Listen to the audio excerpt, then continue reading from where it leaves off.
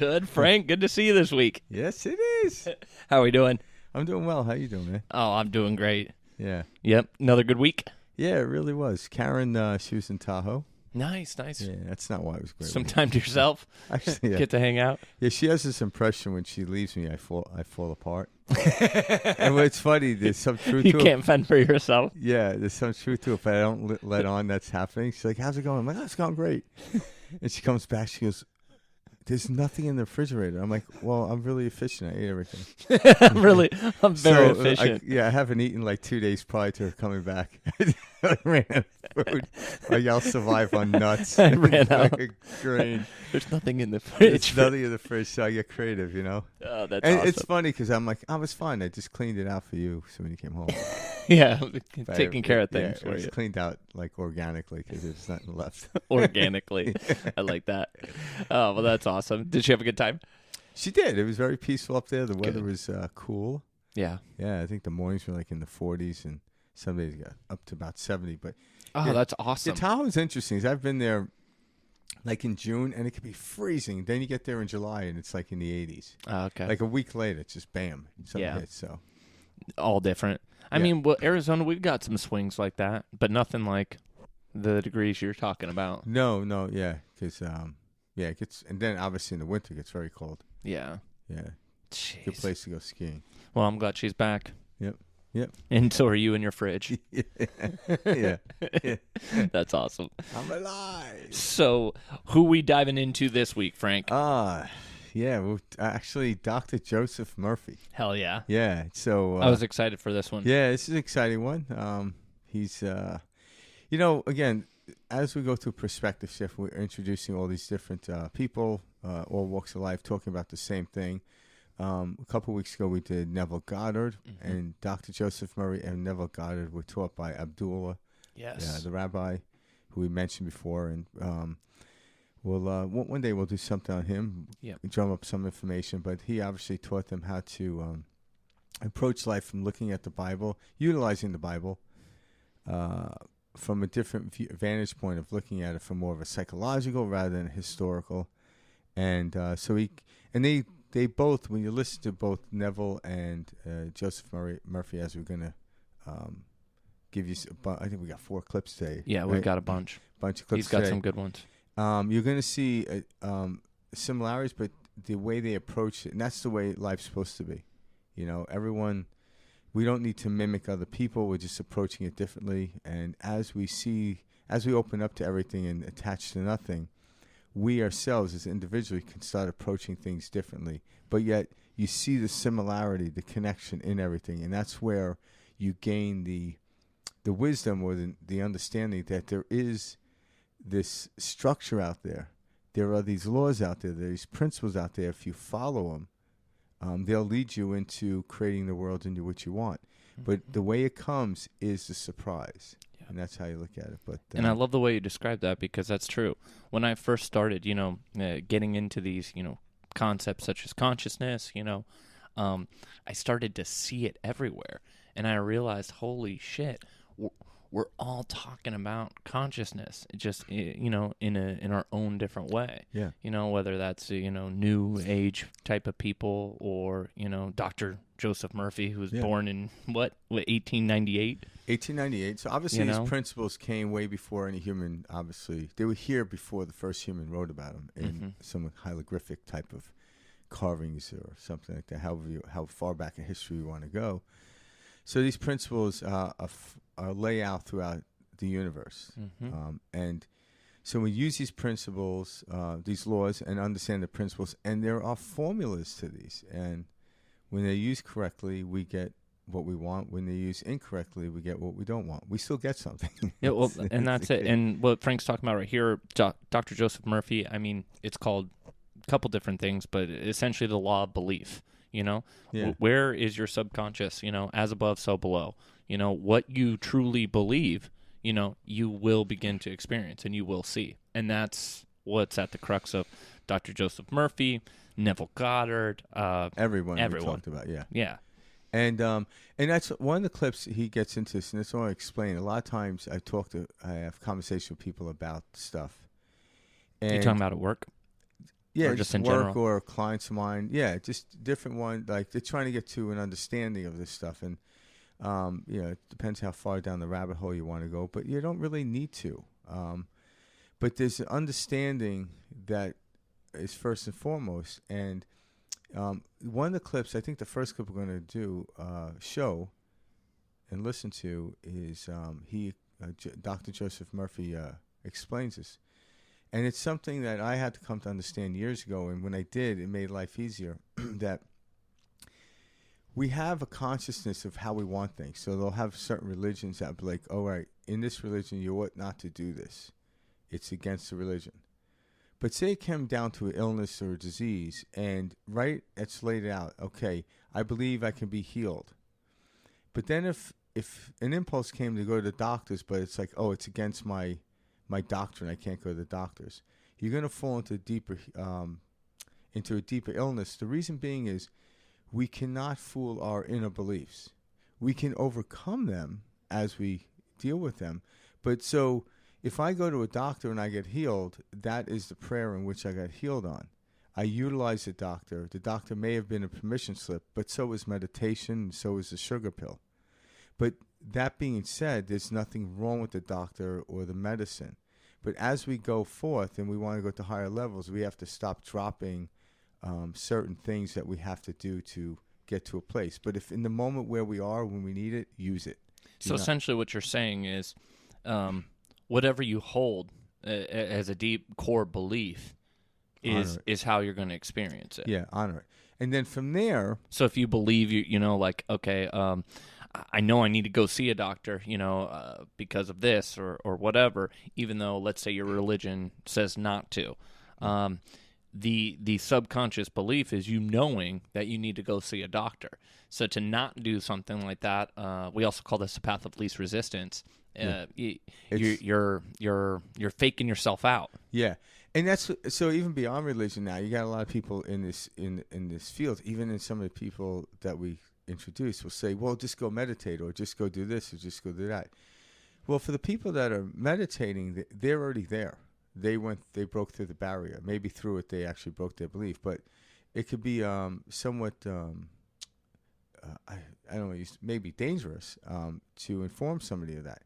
But in the interim of like, okay, I feel I have to go to the doctor. Well, go to the doctors, and while you're doing the treatments, whatever the doctor's doing, then add meditation into it. That's the point to actually start expanding or allow the expansion of your belief coming, not at the moment when you're ill. So Frank and I are not saying that you cannot change a belief.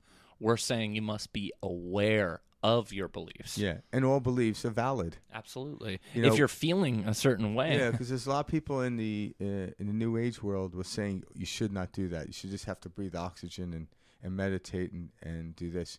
And subsequently, I'm like, well, you don't really need to meditate either. I'm like, meditation is an experience. Going to the doctor's experience.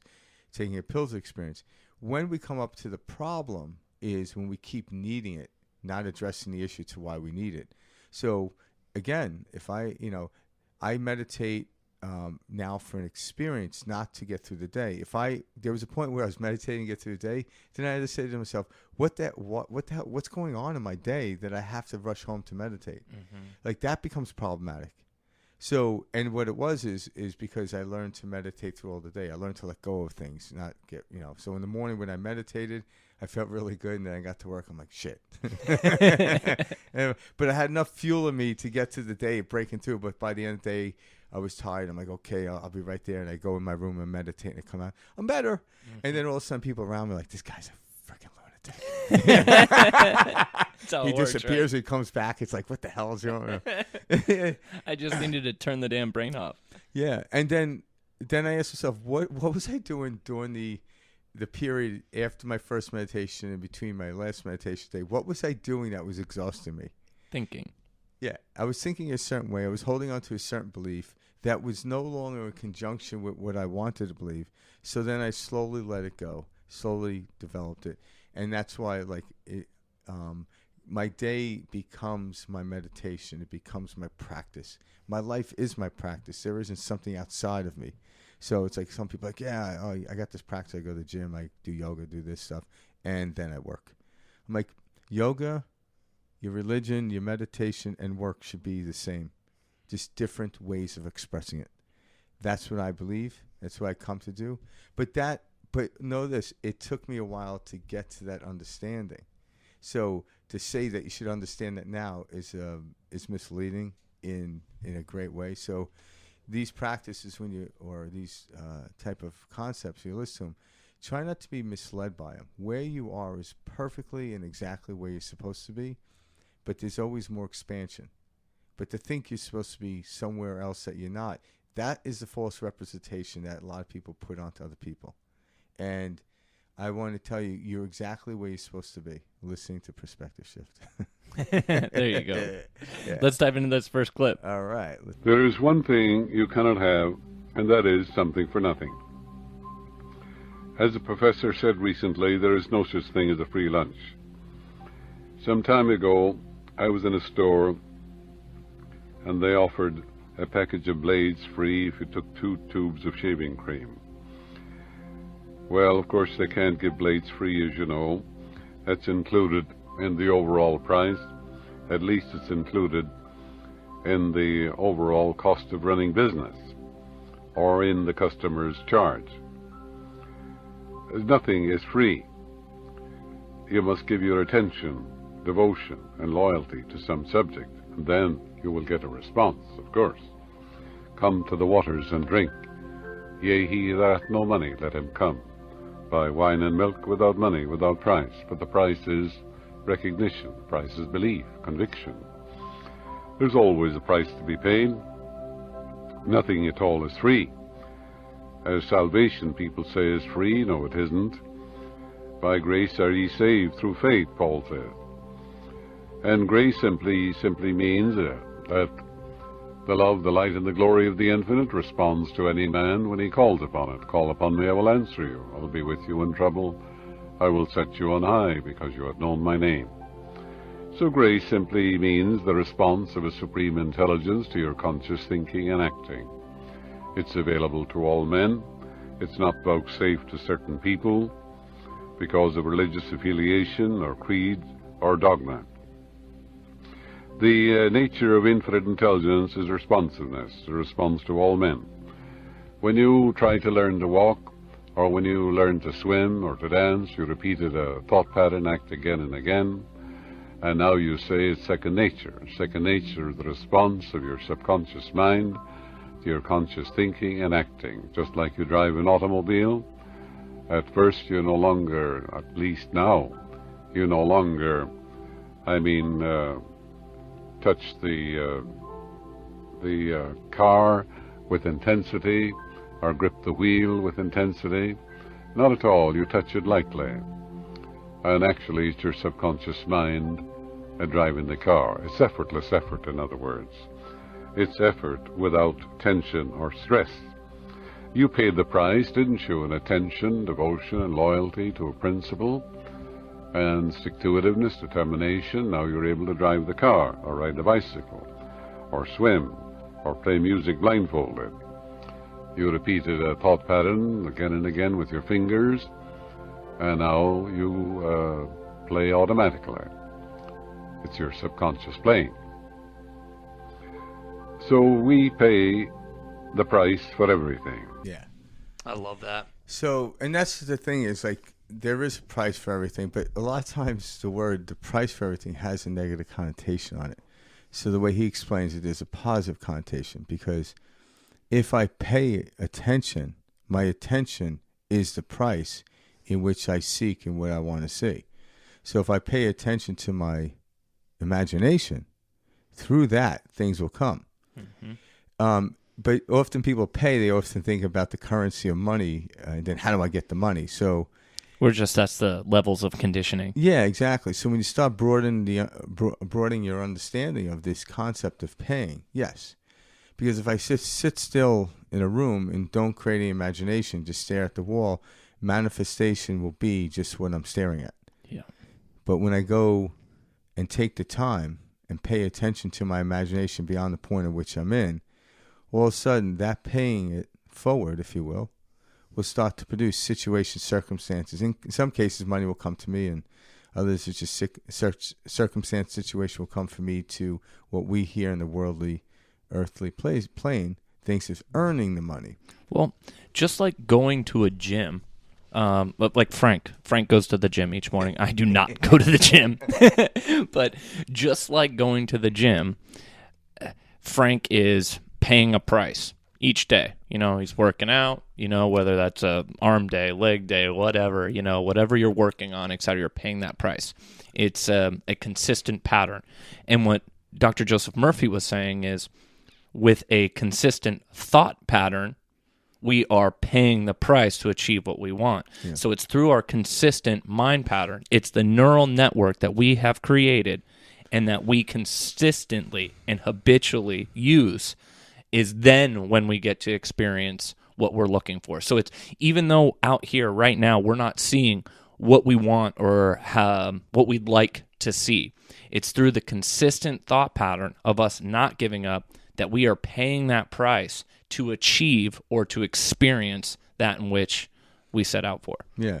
Or what we're looking at, we paid for, but be careful. Oh, yeah. Unwittingly, unknowingly. Yeah, so it's like, that thing, you get what you pay for. Yep. You always get what you pay for. Every time. Be careful what you want and how you pay for it. This was a tough pill for me to swallow when I started to learn these concepts. Is I was like, shit, everything I'm experiencing right now that I don't like and that, I have pushed away, it's everything that I have subconsciously created and wanted.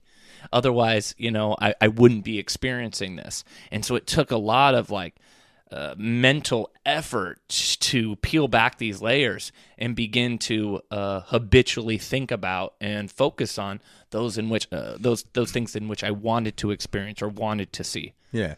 And a lot of times too is like it in the beginning it can seem like a lot of effort, but over time there's more effort holding on to something than letting go. Mm-hmm. So when we learn to let go, all voids will fill themselves. As it let go, it opens up to a plethora of different ways to attach. What's the Buddha quote? The anger's like holding a hot stone. It burns no one but yourself. I forgot I'm butchering the phrase, but essentially what the Buddha was saying was holding on to anger is like holding on to a hot stone. Like it does nothing but hurt you. Yeah. It doesn't affect the other party. It doesn't affect any of the world outside of you. It only negatively impacts your well-being.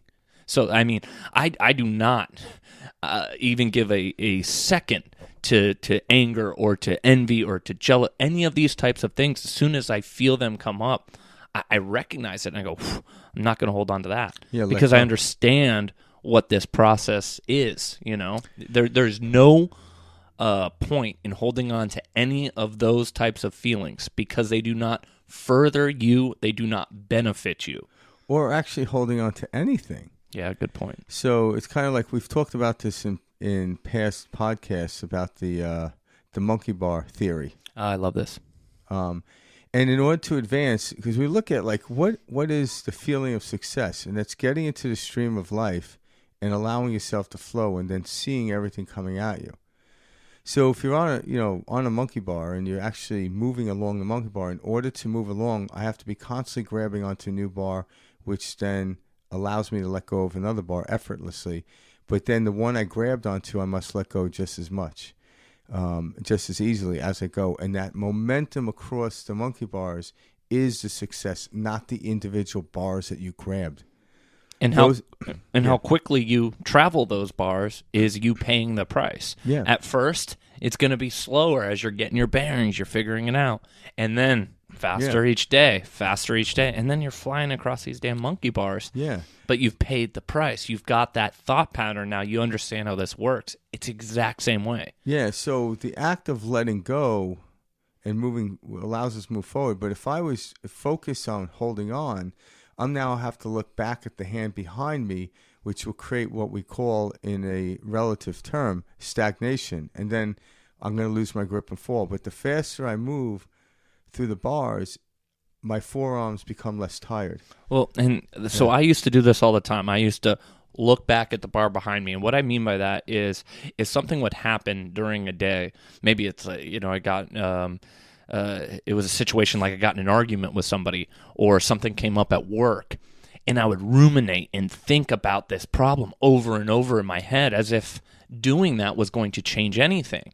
Not only did it make me more and more upset, and guys, I know we all do this at home, like, oh, I should have just said this. When you're thinking in your head about a situation or, that car that cuts you off, oh, I should have just done that.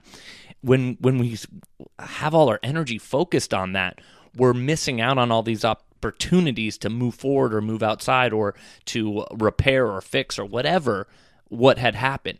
And so I used to think about all these things and hold on to them like, oh, I should have just done this. And I'd be in my shower and I'd be thinking about something that happened to me 2 weeks ago that I still hadn't let go of.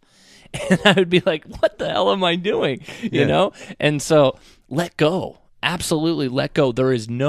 What you're doing is you're looking at the monkey bar behind you. Anytime you're rerunning a scenario in your head saying it should have happened this way, next time I'm going to say this, whatever all that is, it's keeping you from moving forward. And as soon as you let go of that monkey bar behind you, let go of that, situation, family experience, relationship experience, whatever, you then can grab on to the bar in front of you and keep the momentum going forward. So if you ever find yourself rehearsing or running through scenarios that have happened in the past, you are literally stuck in the past and not allowing yourself to move forward. Yeah.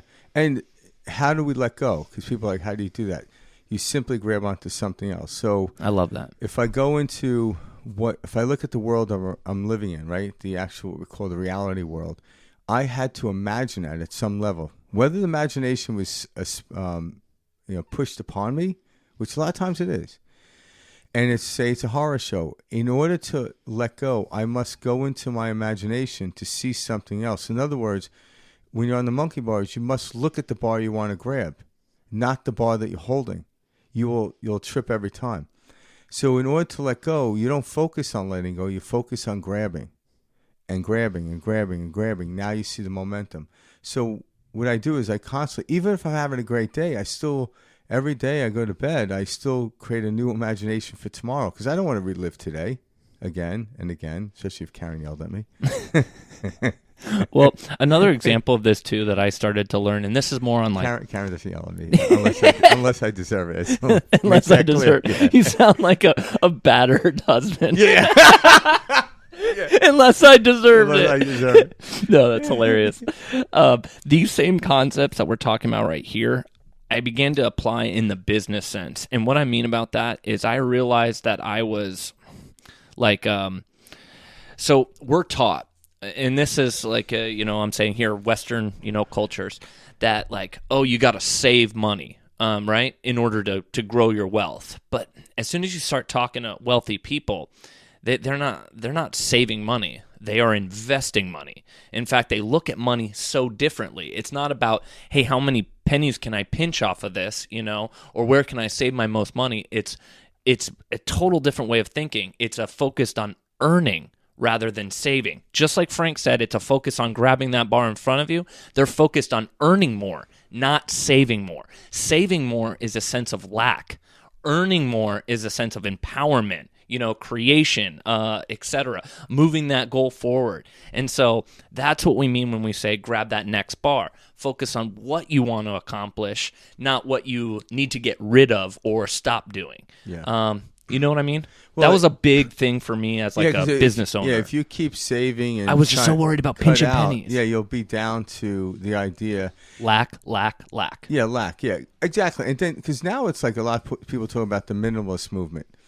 And the minimalist movement could be looked at different ways. One could be looked at as lack. One could be as like, so because people often will say, I can only say what a minimalist is to me, not to anybody else.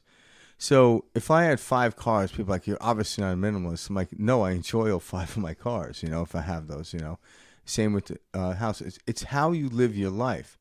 Now, a lot of people will collect stuff for the outward symbolization of it to like, hey, look at me, look at me. That becomes exhausting and tiresome. So in order to move in the great word choice, it is exhausting. It's exhausting. In order to move in the path of least resistance, right? So say you were on the monkey bars or climbing a mountain. What you're going to have in your backpack is necessary. You're not going to have a lamp in your backpack. Because one day I might need a lamp. I'm like, Do you really need the lamp when you're hiking or climbing a mountain? No. So you put the essentials in your backpack, and that becomes a minimalist. But to somebody, a Ferrari might be essential, and there's who am I to dispute that? A big house might be essential. Who am I to dispute that? So trying to play the game of minuscule and say, look what I got. I can live off of $5 a day, and I'm like, that's good for you. Yeah.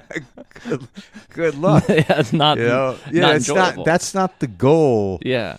It's about being in the field of the stream where you're actually watching things come to you. Because nothing is wasted other than the energy in which we accrue. Mm-hmm. And the feeling, like the burnout by the end of the day.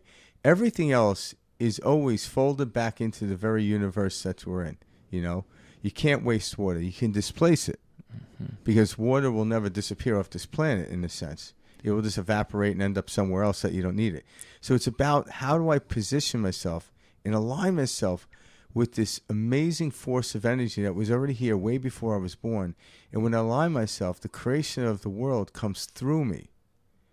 But if I don't align myself, I'm like getting beat up by the rocks and the rapids in the water. And there's like this sense of balance to all of this.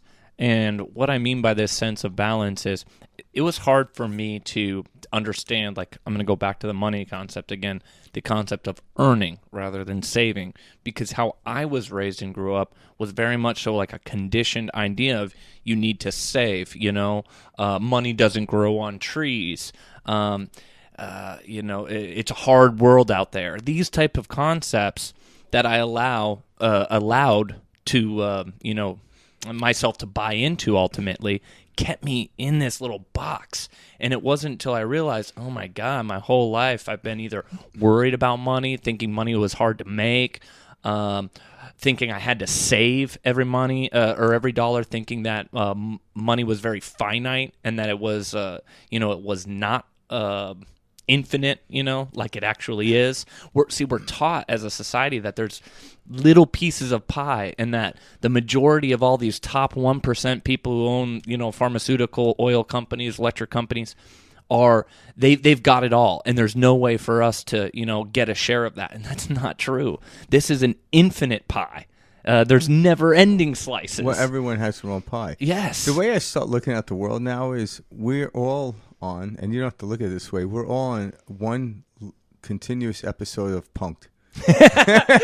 Seriously, that's funny as hell. So when you buy it, you're like, gotcha. When Ashton Kutcher would come out, all of a sudden you got that look like, oh shit, I knew something was wrong. Yeah. And all of a sudden you come to a moment where dude, that is what life feels like. Thank God I was punked. Thank God this situation was really happening. So the awakening is us waking up to it. So I'm not here to blame because awesome. At some level, like in Ashton Kutcher presented the situation for whoever was getting punked to go into this restrictive area of like, oh my God, like freaking out.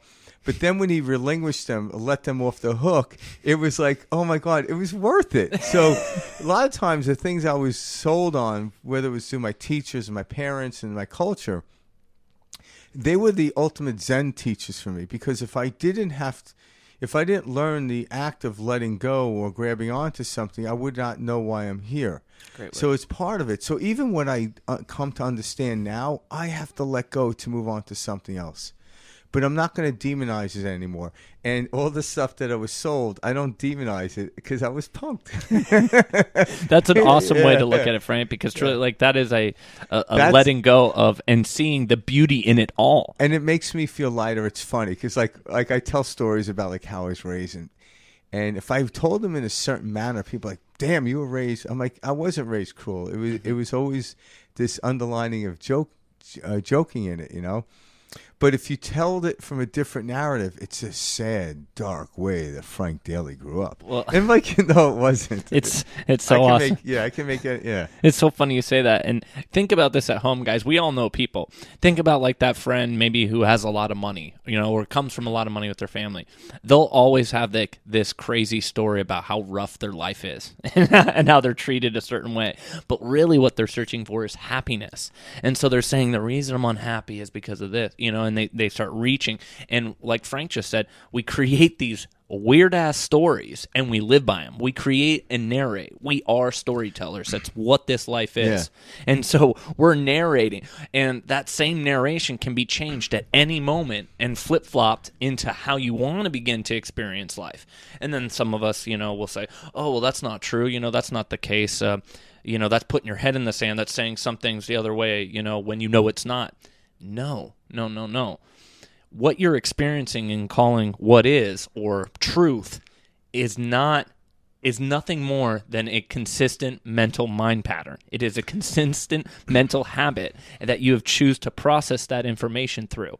And so when you change that neural network into a different pattern, you begin to experience life and see life through that lens or through that neural pattern in this network.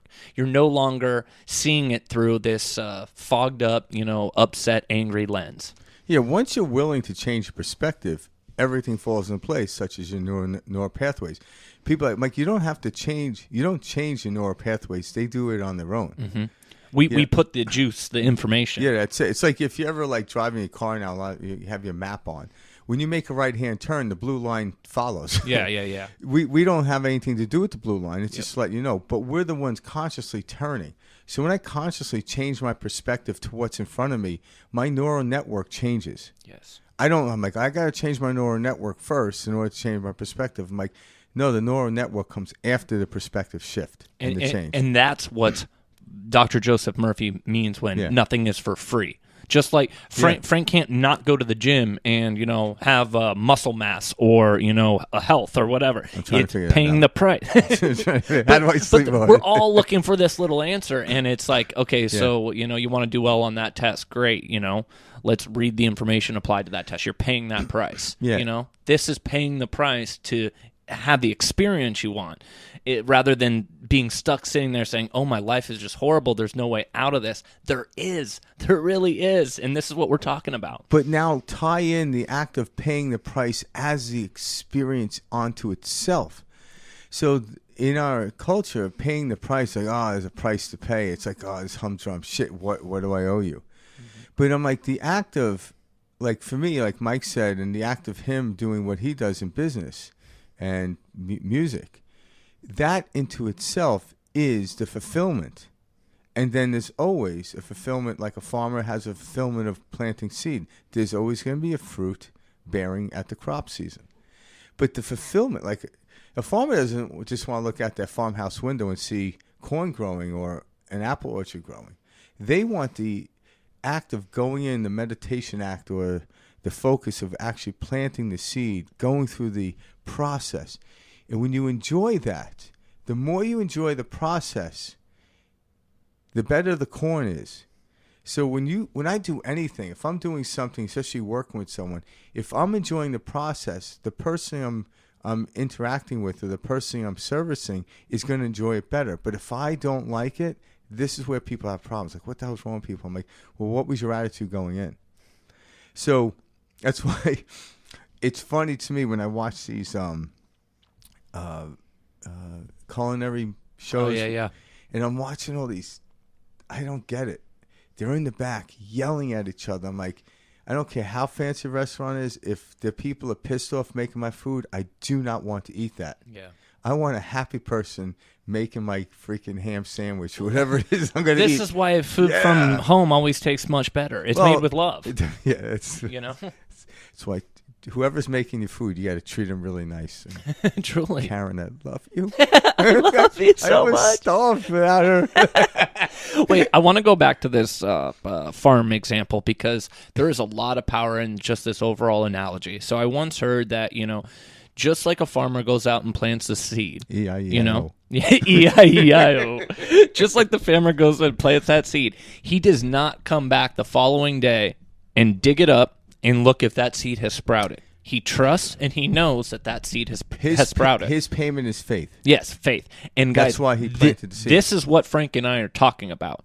When your faith is as strong as that farmer and that seed, when you know that you're going to accomplish whatever project, whatever task, whatever you want to see with your family, your friends, etc., with the same faith that a farmer has when he plants that seed, and you do not need to go revisit that idea every day and say, this hasn't happened yet, or this needs to be this way before this can happen, and you just know, and you walk as if you go about every day as if that is 100% true full faith, knowing that your idea will sprout and grow into fruition and fruit and become fruitful. Then this is where things begin to change. That's the ultimate price. This really is. And this is when you will see miraculous things happen. Things that you'd say never in a million years could have worked out like that, or could I have thought it would have worked out that way. Yeah, because this way of paying the price is effortless. Oh. So a lot of times paying the price seems like effort. Mm-hmm. When you understand it from this vantage point, it's effortless. Yeah. But you still have to pay the price. I still have to give attention to something. I have to pay attention to this. But yet paying attention to something becomes effortless because I understand the formula. I actually think my next clip is on effortless. Oh, there you go. Even better, I was going to say that's All quite right. the synchronicity. Here's some Let's more, try this one. Dr. Joseph Murray. So that's the meaning. If he calleth things that be not as though they were, and the unseen become seen. If a physical fact can produce a psychological state, then that psychological state can produce the physical fact. That's the meaning of all things whatsoever you shall ask in prayer, believing. Believe that you have it now, and you shall receive it. How can you believe you have it now? Well, the reality of it is an idea, isn't it? A mental picture in your mind. So you accept the mental picture, dramatize it, feel the reality of it, rejoice in it, believe in the law of growth, knowing that the seed you put on the ground will grow if you nourish it, sustain it, water it, and fertilize it. The philosophy of 6,000 years has not searched the chambers and the magazines of the soul. Emerson said that. Your mind your consciousness is the sum total of all your subjective and objective impressions and awarenesses. Your mind is a medium of ideas. It's a collection of impressions. Some are good and perhaps some are not so bad. Your mind, therefore, is a medium for all sorts of impressions, and your mind should be open only to ideas which heal, bless, inspire, elevate, and dignify your soul. For ideas are our masters. Ideas generate emotions. The reason there is so much misery in the world is the ideas many men hold are completely false. And these emotions get snarled up in the subconscious, and they must have an outlet. And being of a negative nature, it must be a negative outlet. Well, there you go. that couldn't have worked out any better. Yeah, right? That was a perfect clip to lead into. And it's interesting. That happens like... So we've talked about it again. I haven't heard this actual clip or this segment because Mike brought this into attention. So yeah, when you start to get into the flow of things by letting go, and let go at your own pace. There's no race here. Mm-hmm. Like how fast can I get through the monkey bars is not the winner. It's the enjoyment of moving through the monkey bars creates your winning. But it's once you compare, it's like, oh, you had a great day. I went to the monkey bars, and it's like, how fast you do it? I'm like, what do you mean? Like, did you as fast as I can? If you did, oh, you couldn't have had a great time. It's like, it's not how it Now works. We're measuring. Now we're judging. Measuring, yeah. So now there becomes anxiety trying to move through this thing, and you miss the whole process of grabbing the bar and letting go, of grabbing an idea, mulling around, letting go of it, continuous into it. It's kind of that. And as we get into it at our own pace, there is no race here. Well, no human beings ever got it done. No one has. Why do you think we keep incarnating? Coming back to finish up the last one. Yeah, outside of being like Punk'd, it's also like General Hospital. I think that's still playing, by the way. I don't know. It's a constant theatrics going on.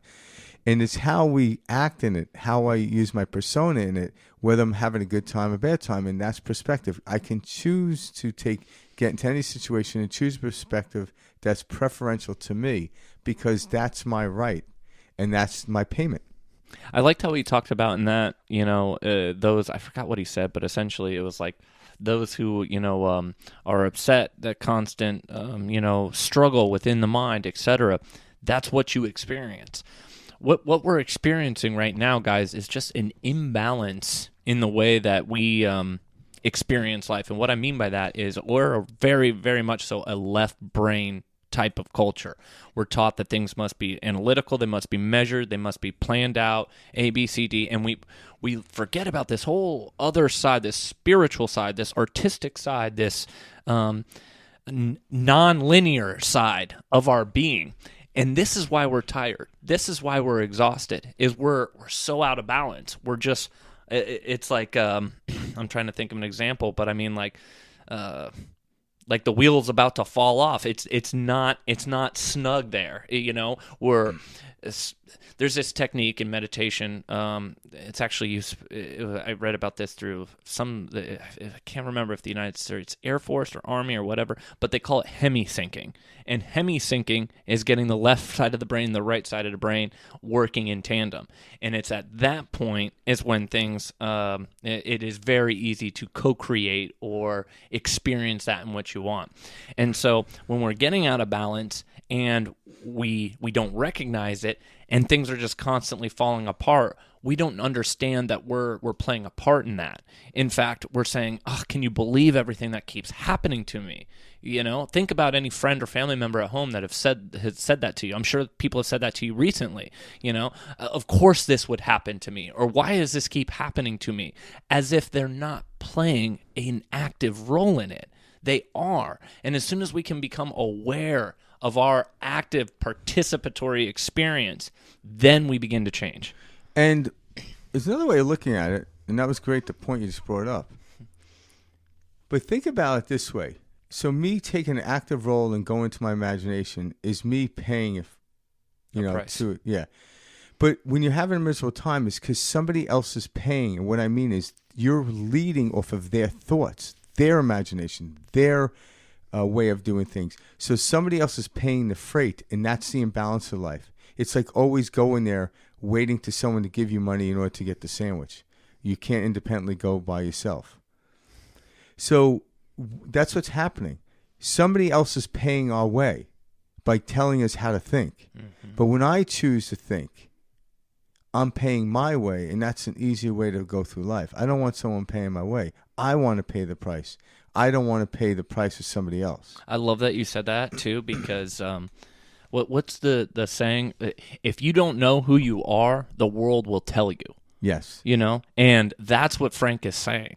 Frank is saying, hey, if you don't have, I don't want to say the wherewithal because that sounds like a weird connotation, but like if you don't have the awareness and the knowingness to begin to pay the price and, exert your feelings, your imagination, etc., then there's somebody outside of you that will, and this is that collective consciousness.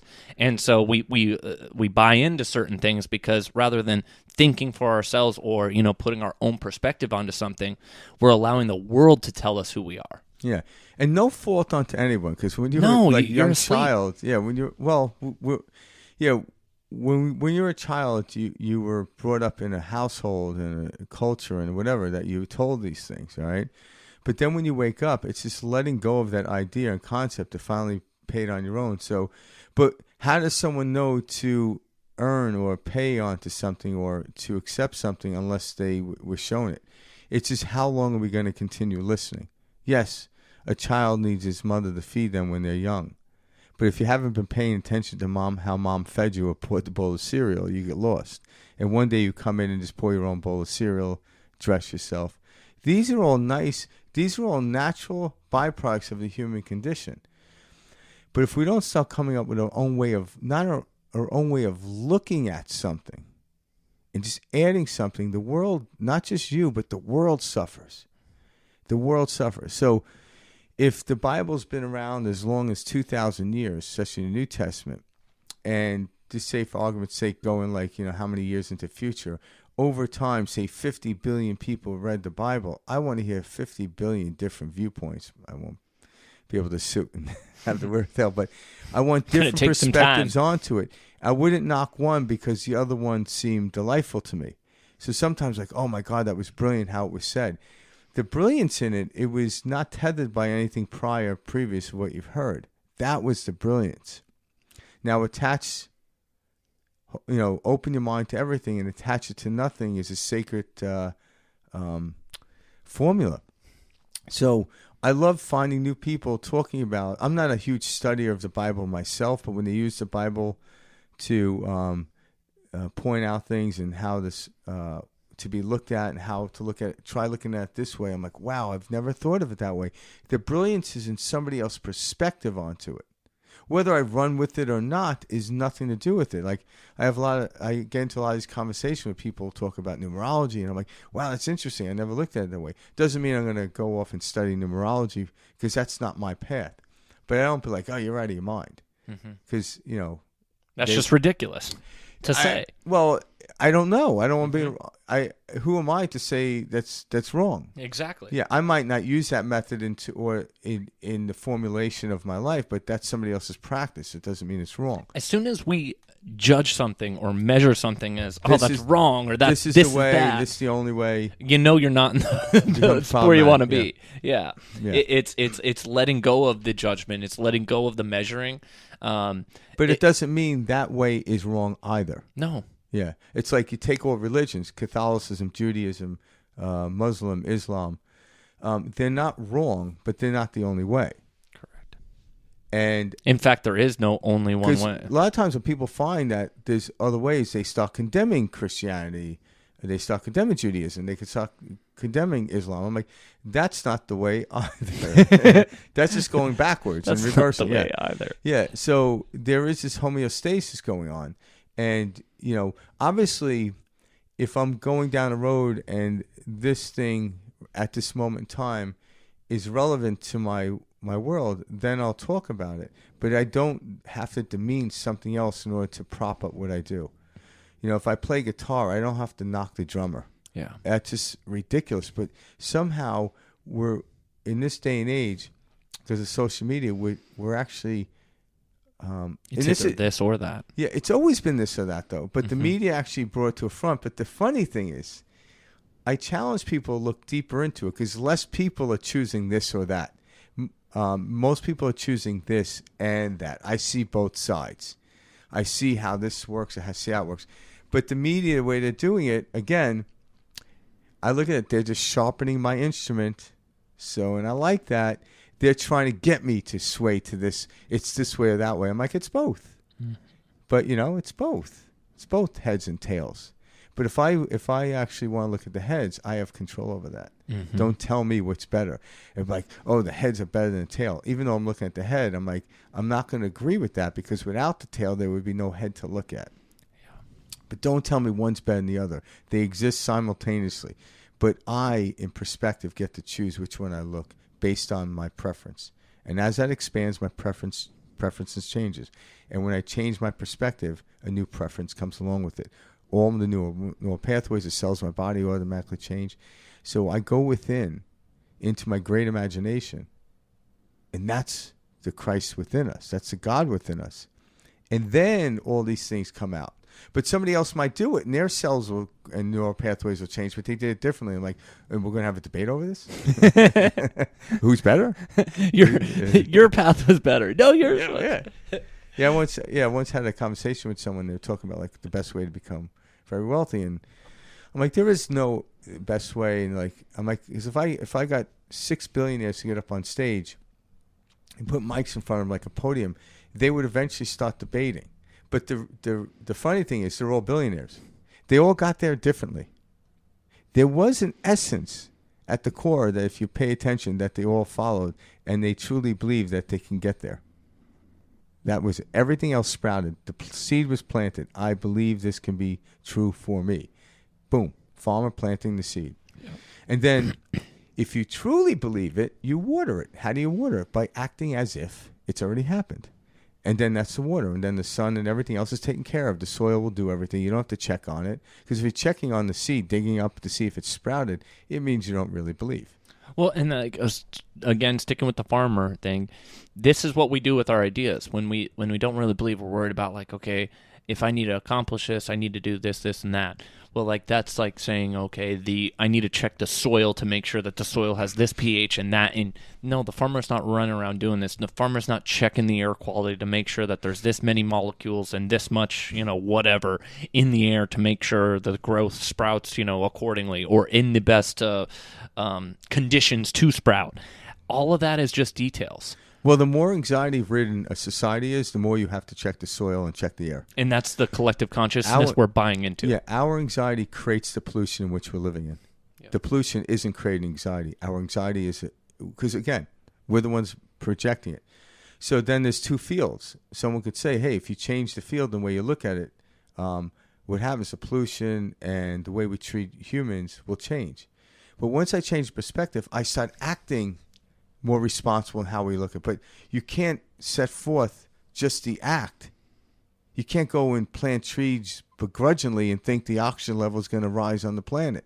Well, it's funny. Some will say at home, well, okay, so I just start to think about things, differently or, in this different way, and you're telling me that I'm going to no longer experience it like that. It's not going to be negative, and that's exactly what we're telling you.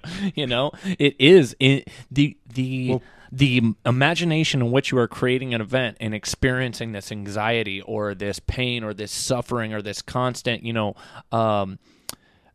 pain, as a community and as a whole, because there's a lot of people out there hurting right now about, multitudes of different situations, whether that's racism, a woman's body, all these types of different things are so heavy and out there and et cetera. And yes, through your thought, through your imagination, you can begin to experience those entirely differently and not as attached. Now, the way the world works in the physical world, it will let you know if you have actually changed. And what I mean is, if you start to change your perspective onto something, and then you say, well, I went out there and I was feeling love and joy, and then a hatred person came up to me. What happened? I'm like, well, in order to know you really changed, you still have to confront the hateful person and see how you respond. But if you pick up the bat and approach the hateful person, you didn't change. So the universe will still, or the physical world through the universe will still give you the same experiences. But if you're still looking at the same, you have to admit to yourself you haven't changed. But when the guy is driving down the freeway and gives you the finger and you smile back, you're smiling because you've changed. And then as you're moving throughout life, you'll get less fingers drawn at you. Yeah. That's how it works. Yeah. But in the beginning, you really want to see. It's kind of like a test if you really changed. Yep. How do I really change? You can't just say I've changed, but did I really change? Like, I changed my diet, but yet keep the damn chocolate cake away from me. Well, you didn't really change, Yeah. You didn't change. If you look at chocolate cake like you're looking at a brick, you've changed. Yep. But in the beginning, you see the chocolate cake, you're like, damn, I haven't changed. I need to go back and look at this. But letting go and changing, the world will show you that. That's why it seems cruel. When people get on their high horse, like, oh, I've changed, but why is the world so cruel? I'm like, the world's cruel because you really haven't changed. You have to go in deeper to see that subconscious thought. That cake is actually holding you hostage. You're allowing it. We all want to change the world outside of us, but nobody wants to change the world inside of us. I don't mind being in prison by a chocolate cake, by the way. that's one of those enjoyable prison, those mental conditions. I'll do it. I'll sacrifice years for that. Let's jump into the third clip. All right, here we go. Let's take a look. From 1,000 patients, this young research doctor selected him. He gave him insulin shock. He was completely healed and walked out of the hospital free. His sister, instead of being glad, was furious and angry to think that her brother had to get shots to get a healing. What a frightful, insane, stupid attitude. That woman's prayer was answered. Instead of being grateful, she was angry. My ways are past finding out. My ways are past finding out biblical. My way, God's ways. My ways are not your ways. And as the heavens are above the earth, so are my ways above your ways. So healing came through the doctor. Her prayer was answered. All healing is spiritual. if your bones are broken and you don't get immediate results by prayer, you go to a bone surgeon, don't you? If you can't grow a tooth, go to a dentist. And if a man is bleeding to death on the sidewalk, and you mumble some prayers, and you don't staunch the blood, are you going to let him bleed to death? Don't you know that's murder? It is absolute murder. You would put on a tourniquet and you take him to a hospital, wouldn't you?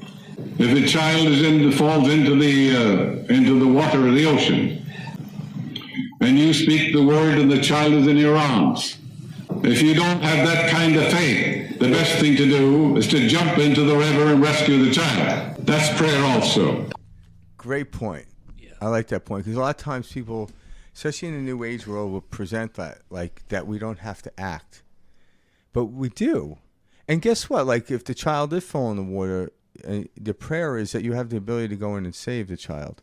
It doesn't mean that some angel is going to come swoop down, or So we don't know when we ask for something. We cannot insist how it comes. That's when we get lost, because it's never happened. How can you insist it happening this way? And that's exactly what he's talking about. Letting go, when you pray, letting go of all insistence on how it's going to come. So like when you talked about the woman earlier, her brother went in and was ill, and he got cured by a shock treatment, but she didn't like the way it was done. She would prefer it be different. Like, she preferred if someone put it on the hand and he was healed. But the prayer was actually answered. And guess what? The prayer is always answered, direct relation to where the universe knows where you are. So this woman, in a subconscious, without maybe knowing it, said, no miraculous thing can happen outside of what I understand. Mm-hmm. And that's why it healed. That's why the brother was healed that way. That's why. So understand that the universe always knows where you are and will act accordingly to where you are. And that's why we have to learn to take in what happens. And stop questioning every situation. Yeah. On its face. That's it. Every situation on its face. Yeah. So, yeah, because it's recognizable when it happens, I just remember, like, when I started working on these concepts, the biggest light bulb for me was accepting everything exactly how it is. And not saying, oh, it should have been this way, or it could have been better this way. No. The reason we kept coming out with all these new technologies and all this new type of, food, clothing, ideas, games, is we do something, and the left brain with us runs wild and says, how can I make this better? And we're always constantly chasing. That's what this whole left brain, is.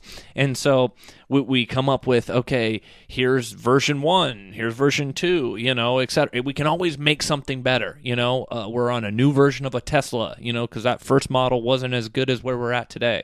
And so it's when we can accept any given situation on its face without, a measurement, without saying, or a judgment, and without having to, improve upon it or take something from it. This is when we begin to work with the ether, work with the universe, rather than against it. And when you talk about, like, when you actually have homeostasis, where the right and left brain are one, they're not separate anymore, all of a sudden, we don't make things better. We just expand it to a greater place. Because this is where people get mixed up. It's our natural ability that's beyond up. We naturally fall into this thing of expansion into a greater or less than. You can't stay stagnant. So it's to label something better, it's just different. So go into a greater understanding. So yes, I almost said Nikola Tesla. Elon Musk. Elon Musk is going to create a greater Tesla, and he ought to. Mm-hmm. You don't want the same Tesla that first came out. I don't want. Imagine driving around a Model T right now. Yeah. With these gas prices. With these gas prices. I think like 3 miles to a gallon. That thing. Oh God. But so we move. It's a different way of looking at it. You could say it's better, which kind of has a shortcoming, but when it's expanding greater, when you combine both hemispheres and they're one, you actually start to cause the effect, rather than when it's the left against the right, you're actually in the effect of the cause. It's like two different ways of looking at things, because like what it is, guys, like Frank just with the example, is the Tesla, the newest Tesla, greater than the previous Tesla? Absolutely. Is it better than the previous version? Most people would say, oh, hell yeah, it's better, of course. That's why they released a new one. Well, hold on.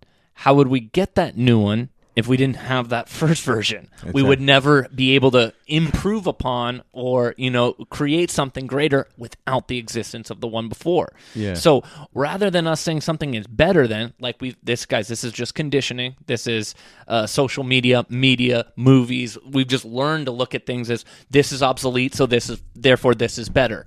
And that is all conditioning. Yeah. And so it's changing the way we look at this, that we begin to loosen up, and then things aren't better or worse, good or bad. And it's a whole different way of living. Yeah, it's greater and less than.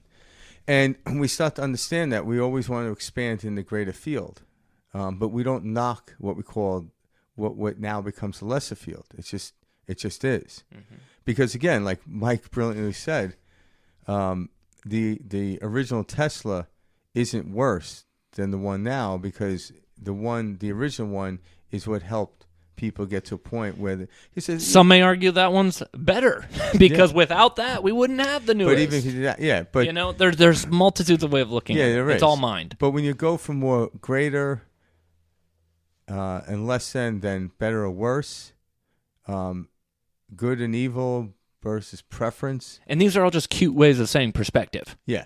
It's just when you start to look at that, when I start looking at things more perspective or preferential rather than non-preferential, good word. All of a sudden my world becomes easier and I float. Things become more effortless, and I get in the stream. But when I have to fight the other concepts, all of a sudden I'm fighting the concepts all day, and I'm not living the life in which I want to live. I'm constantly in defense mode, and I lived a lot of my life that way.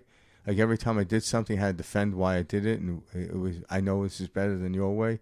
And I realized this is ridiculous. I didn't know consciously it was ridiculous. I just felt like it was ridiculous. So I stopped having these conversations. I think a lot of people are in that same boat, Frank, where they're just exhausted and tired of having to defend themselves, etc. And they don't see that they're defending themselves against themselves. I believe less people are. Yeah, and the reason is, like, me and Mike will get ready to do a meditation today, and one of them we were doing is a breathing technique by Wim Hof. Yeah. And we look down at the numbers. There's 45 million people. 48 million almost views. 50 million people watch this video. Yeah. The media is making it like that we're against each other. We are not. Wake up. We're more collaborative than we ever been. Ever have been. I think more people are waking up, different levels. They're getting to a point where their left hemisphere and the right hemisphere are working in homeostasis. They're working together rather than against. But the media, they're afraid of that. Well, they understand how this works. Fear, or they're the great Zen master and they're keeping us sharp. They're keeping us sharp. It's like that's the perspective I want to take. It's like Ashley Kutcher would get. Think about, like, I remember one of the funniest ones I ever watched with Punk was. Justin Timberlake. Dude, I've seen that one. I know exactly what you're talking about. It was fantastic. He was younger at the time. And this was like 15 years ago or 10 years ago. Yeah, I remember maybe, no, it's probably longer than that. Is it? Yeah, time to yeah.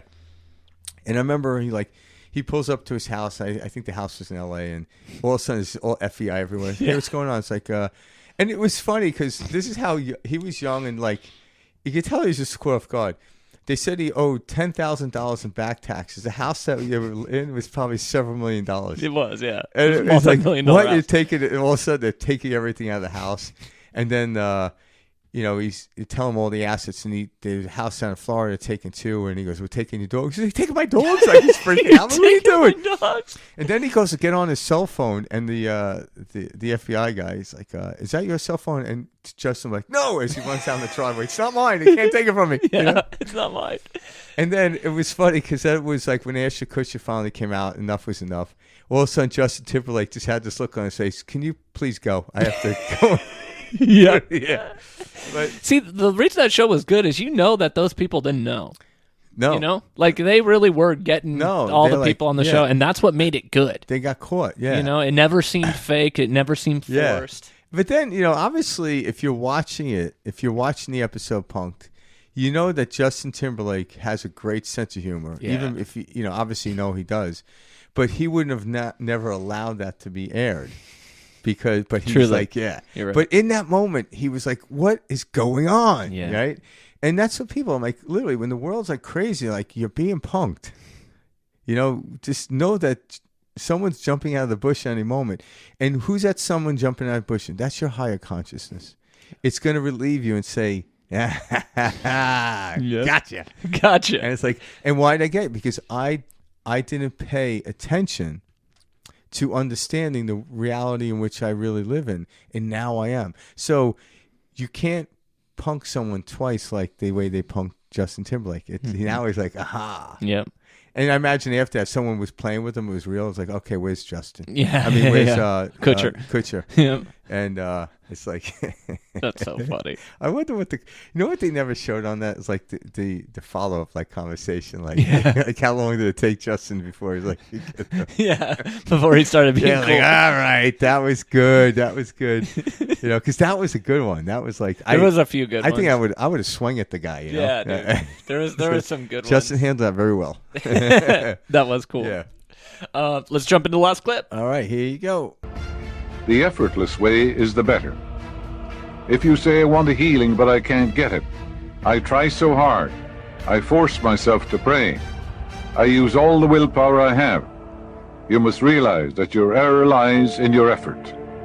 Never try to compel the subconscious mind to accept your idea by exercising willpower. Such attempts are doomed to failure, and you get the opposite of what you prayed for. The following is a rather common experience. Students, when taking examinations and reading through their papers, find that all their knowledge has suddenly deserted them. Their minds become appalling blanks, and they are unable to recall one relevant thought. The more they grit their teeth and summon the powers of the will, the further the answers seem to flee. But when they have left the examination room and the mental pressure relaxes, the answers they were seeking flow tantalizingly back into their minds. Trying to force themselves to remember was the cause of the failure. This is an example of the law of reversed effort, whereby you get the opposite of what you asked or prayed for. I tell students to take the simple examination or simple question first, answer it. There are always one or two simple questions, easy ones. Then you're relaxed, and your mind is in a passive psychic receptive state, and the memory and the wisdom of the subconscious rises to the conscious mind when the conscious mind is relaxed. To use mental force is to presuppose there is opposition. How could you add power to omnipotence? When your mind is concentrated on the means to overcome a problem, it is no longer concerned with the obstacle. That was good. Yeah. Well, so that's the paradox that Frank and I keep discussing. This neutrality, this balance. As Dr. Joseph Murphy said in this episode, he said, error lies in the effort, in the willpower. And this can sound completely backwards from how we were taught. We're taught to get out there and work hard and strive, and nothing comes easy. And it's not true. And it takes a lot of working hard and to realize, wow, you just stay in the same spot. Because what I've created is not a pattern that's a work hard attitude or whatever. It's a pattern that I must work hard in order to get what I would like to see. So the only way to get from A to B is by working hard. That same mental pattern can be replaced with effortlessness and with ease and with knowing, and then you can get from A to B just fine. In fact, it feels great getting from A to B. And this is where this is something I remember very much so struggling with, because I grew up, you got to work hard. If no pain, no gain. This type of shit. Just all it is a different mental mind pattern for another mental mind pattern. That's all it is. It's changing one for the other and realizing, wow, there's not just one way to accomplish a task. I don't need to, put my body through this, through my mind through this in order to achieve this. I can still get that outcome without effort. Yeah, and a lot of times, look at it too. It's not the task, it's how we feel about the task. So in the physical world, there is a spatial aspect of living here in Phoenix and going to San Diego is roughly 308 miles, if I might have that wrong. So that is physically drawn out in the way of understanding the distance. That won't change, so to speak. But how I get there, if I fly by an airplane, it's effortless than a car. But a car is more effortless than a bicycle, and a bicycle is certainly more effortless than walking. But if I wanted to achieve a walk to San Diego, I would do that. And it creates no effort. It creates enjoyment. So it's not that, again, the plane might be greater at speed, but it's not better than the walking. But now I have options. And even one day, like the airplane, me included, you get to the airport, like, geez, I got to wait for this airplane. And people, like, I wish somebody would be at an airplane, like, years ago, like, there would always be some old guy, we had to take the goddamn chuck wagon. Now you guys are complaining, waiting in line and taking your shoes off. Seriously. Seriously. But what Without it is fail, that exists. But the natural understanding of expansion without understanding how it works is why we get frustrated at the airport. Because once I'm at the airport, I realize, okay, I want to get there quicker. Now you could start imagining yourself. How would it, like, what would it be like? Would it be a faster plane? Would I step into a wormhole? What have you? But why I'm waiting in line, going through security and thinking that, I'm enjoying the wait because my mind is saying, oh, I can create a wormhole and go through there. And it's my imagination. So now in the moment in which I felt I'm stuck, I jump into my imagination. I don't have to close my eyes. I'm still walking. I'm still paying attention. But what would it be like not have to go to security and get to San Diego even quicker? All of a sudden, that wait in the line was my friend that allowed me to have that experience in my mind. Just like when you're stuck in traffic, you got to listen to a perspective shift while you're on your way to work. So, but like if you never got stuck in traffic, would you have listened to it? And these are the moments where it's like, okay, it's not about I don't want to be here. I want to be here, but I want to exercise my great imagination. You can do it any way you are and still pay attention where you are. You could still be aware of where you are using your great imagination. And that's the brilliance. All of a sudden, now you're not rushing to it. All of a sudden, sitting in line or do whatever you're doing is no longer effortless. Like if I'm driving my car and I'm listening to great podcasts, a book on tape, or like we're flying back from Europe. It was like one leg was 9.5 hours. The other leg was 4 or 5 hours. Well, the first leg, 9.5 hours, you think that's long. But when we landed, I was in the middle of a documentary. And then I didn't get you didn't want to finish it. Like, hey, can you taxi around? Said stop. I need to finish They turned it off. Yeah, That's so all of a sudden funny. I was so like I didn't want to get off the plane. Yeah. That would sound nuts, right? And like, hey, because we have landed, and please keep your belts buckled till we get buckled till we get to the thing. I'm like, can you still play the movie? No. Trying to finish this. I had like 3 minutes left. That's the thing. Oh, that's so funny. Oh, it killed me. I should go back and finish it, but I forgot what it was now. But yet, it was, how does someone enjoy that? Because I got lost in something, and it was informational. To me, it was a documentary. And so I took myself out of the misery of flying across the Atlantic Ocean in an airplane and placed myself and chose to be there.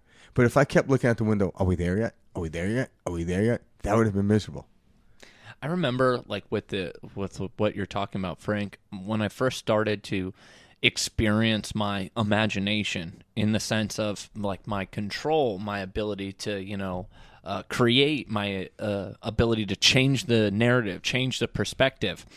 It felt weird at first because I was so conditioned to believe that I could only think and perceive something by the way in which it was perceived by others. I remember like, oh, people would think it's weird if I thought this way.